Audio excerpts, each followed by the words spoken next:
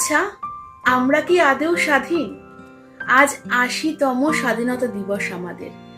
আমরা মানে মেয়েরা আদৌ কতটা স্বাধীন হতে পেরেছি সেটা কি একবারও ভেবে দেখেছো? কোনো কাজ করার আগে ও কি বলবে, সে কি বলবে সেটা না ভেবে কোনো কাজ করতে পেরেছো? কোনো কাজ করতে গিয়ে হেরে গেলে আবার সোজা হয়ে দাঁড়িয়ে কোমর বেঁধে কোনো কাজ করতে নির্দ্বিধায় পেরেছো?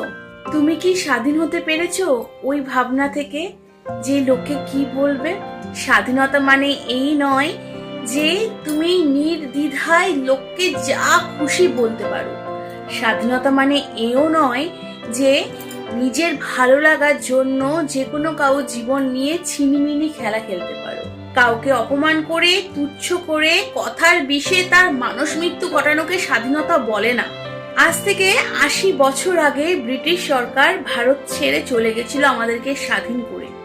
কিন্তু আমরা কি ৮০ বছর পরেও একা অন্ধকারে রাস্তায় ভয় লেশ হিসাবে বেরোতে পারি?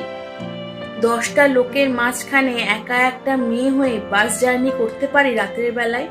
নরপিশাচের হাত থেকে আমরা কি আদৌ স্বাধীন? যেদিন নির্দ্বিধায় অন্যায় প্রতিবাদ করতে পারবো, নির্বাধায় রুখে দাঁড়াতে পারবো, আর নির্ভয়ে ওই নরপিশাচদের শাস্তি দিতে পারবো, সেদিন না হয় স্বাধীন হলাম বলবো। আপাতত অসুস্থ সমাজে পরাধীনতায় থেকে ৮০তম স্বাধীনতা দিবস উদযাপন করি। জয় হিন্দ।